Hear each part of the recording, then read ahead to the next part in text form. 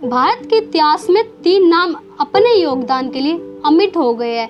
ये है विश्वामित्र, वाल्मीकि और वेदव्यास।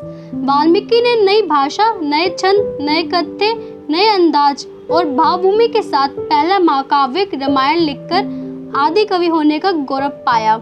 रामायण और महाभारत हमारे जीवन का अभिन्न अंग बन चुके हैं।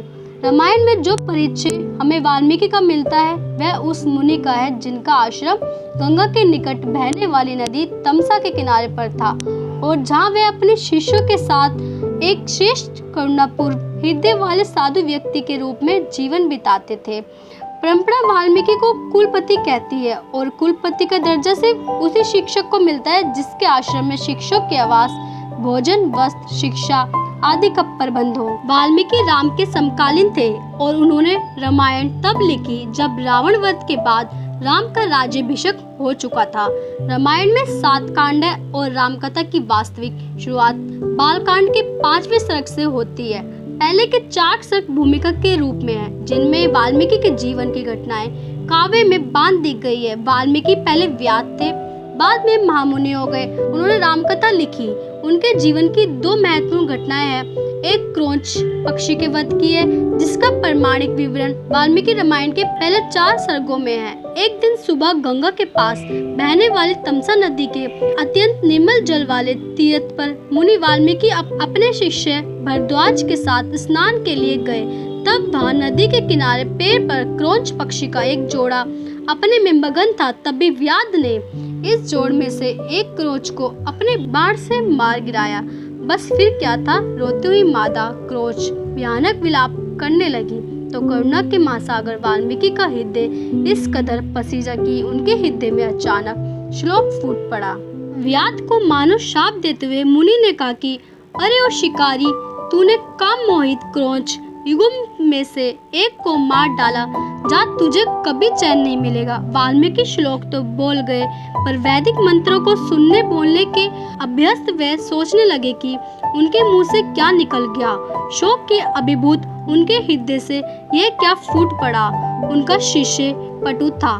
गुरु वाल्मीकि ने जब उसे कहा कि जो मेरे शोकाकुल हृदय से फूट पड़ा है उसमें 4 चरण है, हर चरण में अक्षर बराबर संख्या में है और इनमें मानव तंत्र की लय गूंज रही है, अतः यह श्लोक के अलावा और कुछ हो ही नहीं सकता। करुणा में से काव्य का उदय हो चुका था जो वैदिक काव्य की शैली, भाषा और भाव से एकदम अलग था, नया था। इसलिए वाल्मीकि को ब्रह्मा का आशीर्वाद मिला कि तुमने काव्य रचा है, तुम आदि कवि हो। अपनी इसी श्लोक शैली में रामकथा लिखना जो तब तक दुनिया में रहेगी जब तक पहाड़ और नदियां रहेंगे।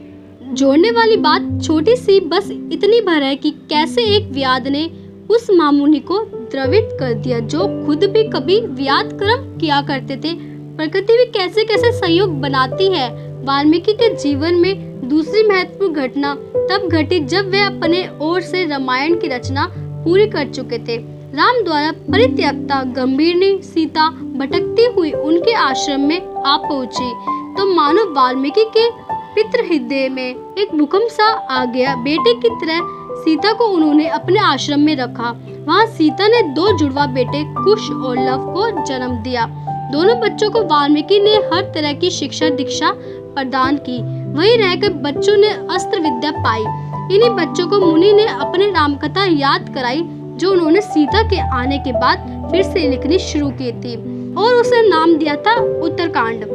उसी रामकथा को कुश और लव ने राम के दरबार में अश्वमेध यज्ञ के अवसर पर संपूर्ण रूप से सुनाया था, जहाँ से हमारे देश में कुशी लव गायों की परंपरा का सूत्रपात हुआ। सारी कथा सुनने के बाद राम ने फिर से सोचा कि अगर वाल्मीकि भरी सभा में आकर सीता को निशंकलक घोषित कर दे तो सारा संकट ही खत्म हो जाए। वाल्मीकि आए। उन्होंने भरी सभा में सीता को निशंकलता की घोषणा की। राम ने कहा कि वह तो शुरू से ही ऐसा मानते रहे हैं। सीता को लाया गया। उन्होंने पृथ्वी को अनुरोध किया और पृथ्वी ने सीता को अपने में समा लिया। वाल्मीकि के जीवन की वह कैसी घटना रही होगी। क्रौंचवध की घटना ने उनकी वाणी को काव्य का रूप दे दिया तो सीता के पृथ्वी प्रवेश के बाद कवि अवाक हो गए। आदि कवि के चरणों में शत शत नमन।